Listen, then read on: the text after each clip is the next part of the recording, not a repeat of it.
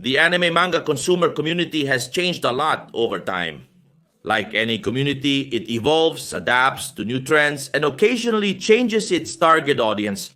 But with the anime manga community, I've been able to see quite aggressive changes in a short period of time. And this is because when one anime slash manga or two or three become popular, it's like they completely dictate the trend for the rest. And the community starts to completely revolve around these works.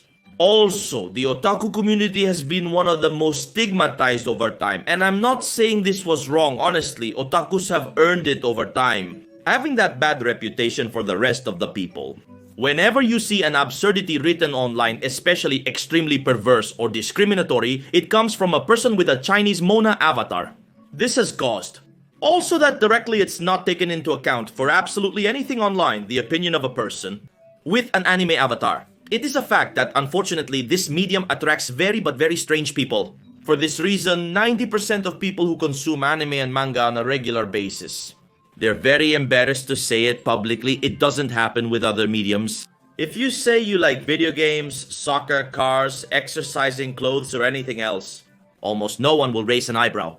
But with manga anime, many people assume things about you that you obviously don't want them to assume. For instance, you may shake the sardine while watching a Paimon-like bug, more or less. Currently, we are in a positive stage in the community. We are trying with all our might to remove those stigmas that people with quite a few reasons have about people who watch anime. Other notable works include Monster Pluto, The Boxer, Shingeki no Kyojin, Vinland Saga, Death Note, Berserk, Steins Gate, and Cyberpunk X Runners, even if they're not all manga. They have helped outsiders see that the medium of manga anime is much more than sexualized lolis or gigantic and anatomically nauseating breasts of Mona China bouncing on screen. But while setting aside this present of the medium that looks within what fits, is it acceptable? Let's get right into the mud. Let's look with perspective when everything went to shit.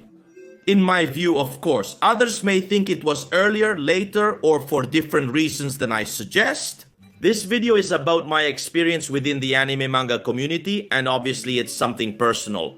I believe the breaking point for otakus was during the period between 2010 and 2013. As you might guess, with the first boom of social networks, similar to the impacts of Evangelion. Facebook, Twitter, and YouTube had the initial impact, followed by Instagram, TikTok, and Twitch with the second wave of influence.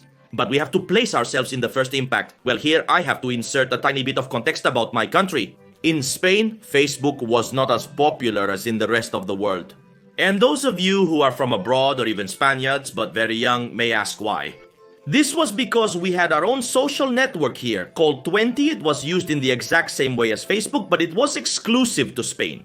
And that, for some reason, turned out to be an incentive to use it, apart from the interface being much more simplified, and for us it was much easier to use. Today everyone is born knowing how to use networks, but when this technology was still new, simplicity was valued. Here were my first steps relating to people with my same tastes. I lived in a very small little town, so the amount of new people you could meet, well, it was pretty close to zero. I had friends who liked Pokemon, Dragon Ball, and Naruto. Although I didn't watch Naruto regularly until 2014, however, it wasn't enough for me until around 2011. I had only used the internet on my father's computer to play browser games. Watching on repeat on YouTube the animated music video of Broly vs the Z Warriors with Bring Me to Life playing in the background. Researching interesting topics, accidentally downloading viruses, and playing online games occasionally.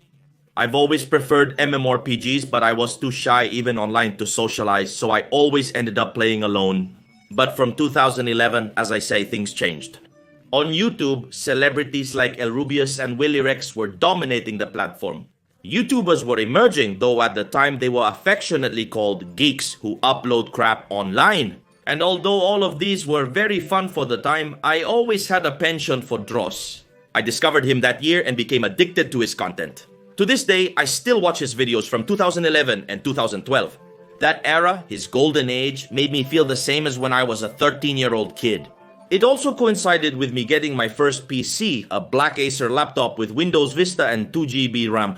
But hey, I've never gotten, nor will I ever get as much performance out of a device as I did with that laptop. It's a shame I destroyed it while playing League of Legends. Laugh out loud only causes destruction. It's crazy. Alongside all of this, I started using a social network similar to Facebook. Specifically, its freakiest part, so to speak. I created an account named Goku Super Saiyan and began adding people with attractive profiles without any specific criteria. There, I started meeting many people, active groups, and was introduced to numerous mangas and animes. That's where I was first told about Hunter x Hunter anime, which I promised the guy who recommended it to me that I would watch it someday. It took me 9 years to do it, as I saw it in 2020, but better late than never. Lugia, King of the Seas, wherever you are, I want you to know that I watched Hunter x Hunter, and it's as amazing as you said. Thank you for everything. But not everything is rosy in this story. Here, I begin to see that anime manga consumers had at least unusual tendencies. Many were obsessed with something known as lolis, which I later found out, well, were literally small anime girls. It was shocking to see guys with the skin of the Simpsons comic book seller talking in such a depraved manner. About what, to my eyes, and those of anyone who is mentally healthy, are small anime girls. It was also the time when people were completely obsessed, the famous Neko girl or cat girls. Yes, the typical Chinese cat dolls with feline features and behaviors. They were a complete mass phenomenon. Everyone loved them. And who am I going to kid? Some were quite pretty, so I let myself go a little bit. That's for sure, some were very obsessed with these young cat girls. That's where the famous copy-pastes of looking for a kawaii Neko girl to dress her up as a maid and take care of her came from. Oh my, how terrible. This was during the Vocaloid era. It took me a while to understand what this was. I would see that Miku Hatsune and say, wow, she's pretty. So what's your anime? When I searched for Vocaloid, I only found strange Japanese content and anime-style illustrations. Then a friend of mine at the time explained to me that it was some kind of music group of synthetic voices and I don't know what. In essence, they were the original YouTubers. However, this is still insufficient. We're forgetting about the Titans, aren't we? Between 2011 and 2012, 2 animes appeared in the purest style of Nappa and Vegeta arriving on Earth that would completely turn the world upside down. Mirai Nikki and Sword Art Online. The popularity of these 2 animes was massive. All the girls wanted to be a cute yandere like her and be as crazy and unpredictable as the protagonist of Mirai Nikki. Something that for some reason seemed to be attractive to the rest of the community. Don't ask me why, I never understood it. And all the boys wanted to be literally Kirito, a perfect, handsome, powerful guy with a retinue of girls smelling his serious, cold and giant farts. It was horrible, real people, everyone was clones of each other. Really? If it wasn't Juno Gasai Love, it was Kirito Master 4000 or Gasai San Yandere or Swordman Black Kirito, they were all like that. It was like a terrible nightmare beyond imagination. Today, everyone criticizes and sees the flaws in these animes, but back then, it was the complete opposite. I tried to watch these 2 animes and both of them were unbearable, unwatchable for me. I couldn't comprehend the appeal of Sao and Mirai Nikki. I was a lone critic, voicing my opinions on social media against the world. I was constantly brutally beaten by the fans like an ugly version of future Gohan. So, because of that, when I see these works being criticized so lightly today, I remember when criticizing them was taboo. Many former fans of Sao and Mirai Nikki now pretend to hate these shows and conceal their past love for them, as I often point out. If everyone was a fan before, how do you explain that these supposed old fans don't exist now? It turns out that everyone always hated Sao, despite everyone loving it in 2012. Suspicious, to say the least. We definitely live in an okay society, as I say. These 2 animes completely marked the trend of what would come after the Isekai incident. This stage was challenging because otakus based their personalities on key points like anime dolls from Sinpair. The most rotten ones did it with lolis. These were more numerous than I would like to admit. 2, they adored Nico Girl and things of that style. Normal people found it very unpleasant, which was completely understandable. 3, wanting to be Kirito's or Yunogasai's of life, to each one, more cringe. Some wanting to be Gary Stoos in real life and to charm any human being with a vagina that exists. And others thought Zoo's actions of killing people and threatening her boyfriend out of love was cute. All of this, as it's completely normal and understandable, created an image of otakus as antisocial people with sick fetishes who were also potential. You know, child eaters. Cringe behaviors to the extreme that they probably hadn't bathed since God brought them into the world. Who fantasized about having 5 voluptuous women after them for no reason at all? And does filing a harassment lawsuit not count? They sought to live forever in a fantasy world like Sao, as the real world didn't understand these misfits. This era was critical as it created most of the stereotypes about otakus that persist today. In fact, it's always said that past times were better than current ones, but in this case, it doesn't apply. By 2013, Shingeki no Kyojin would come out. This anime would attract both insiders and strangers to the medium, causing a strong expansion. While Sao or Mirai Nikki really didn't exit the niche of the otakus for being series too geeky, quite peculiar. This did not happen to Shingeki.